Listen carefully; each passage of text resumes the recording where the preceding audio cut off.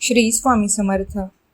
श्री रामेश्वराजवळ कोटीकूप नावाचे एक तीर्थक्षेत्र जे होते त्या ठिकाणी रामेश्वराच्या दर्शनाला येणारी मंडळी स्नानासाठी आवर्जून जात, कारण ते पवित्र तीर्थक्षेत्र होते.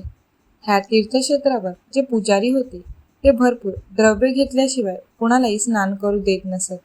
त्यामुळे गरीब यात्रेकरू ह्या पवित्र स्नानापासून वंचित राहत. समर्थांना हे अंतर्ज्ञानाने लक्षात आल्यावर स्वामी स्वतः कोटीकूप तीर्थक्षेत्रावर गेले. आंघोळीसाठी पाण्यात उतरणार इतक्यात पुजारी धावत आले आणि त्यांनी द्रव्य मागितले. तेव्हा स्वामी त्यांना म्हणाले, आम्ही तर सर्वत्र संचार करणारे संन्यासी, आमच्याकडे कुठून द्रव्य असणार? मात्र मला इथे स्नान करायचे आहे. तेव्हा ते पुजारी त्यांचे काही ऐकेनात. पुजारी म्हणाले की आम्हाला जे दक्षिणा देतात त्यांनाच आम्ही स्नानाची परवानगी देतो. कोरडे तत्वज्ञान ह्या स्थानावर उपयोगी पडणार नाही. समर्थ त्या पुजाऱ्यांना एवढेच म्हणाले की ह्या तीर्थक्षेत्रावर द्रव्य लागणार असेल तर मी येथे स्नान करणार नाही. ह्या स्थानावर कुणी स्नान करणार नाही, कारण येथले पावित्र्य संपले आहे. आणि स्वामी तेथून निघून गेले. पुजाऱ्यांच्या हे लक्षात आले नाही की आपण दत्तावतारी श्री स्वामी समर्थांचा अपमान केला आहे. स्वामींनी तीर्थक्षेत्राकडे पाठ फिरवली आणि त्या क्षणी तिथे दुर्गंधी सुटली. पाण्यात फार मोठ्या प्रमाणात किडे झाले. कुणीही यात्रेकरू कोटीकूप तीर्थक्षेत्राकडे फिरकेना आणि पुजाऱ्यांना मिळणारे द्रव्य त्या क्षणी बंद झाले. पुजाऱ्यांच्या उशिरा लक्षात आले की आपण स्वामींचा अपमान केला आहे. स्वामींनी तीर्थक्षेत्राकडे पाठ फिरवले आणि त्या क्षणी तिथे दुर्गंधी सुटली.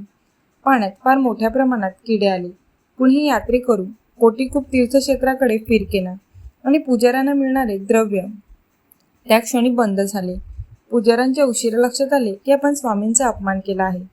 त्यांनी खरे तर पाण्यातली दुर्गंधी संपवावी आणि किडे नष्ट व्हावेत म्हणून खूप प्रयत्न केले होते. ते म्हणू लागले, श्रमोनी थकले निरुपाय, म्हणती कोपले ते यतिवर्य. या गोष्टीस करी तरी काय, तळमळूनी हाय करीती.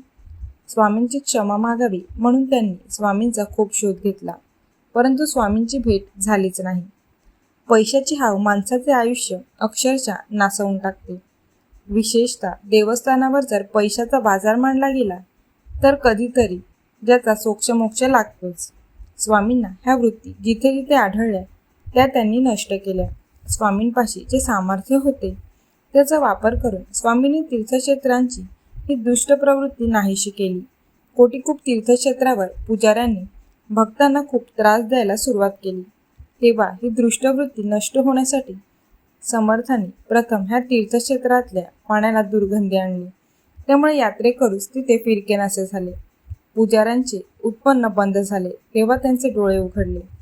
स्वामी समर्थांची चुणूक त्यांनी स्वतः अनुभवली. म्हणून त्यांनी स्वामींचा शोध घ्यायला सुरुवात केली.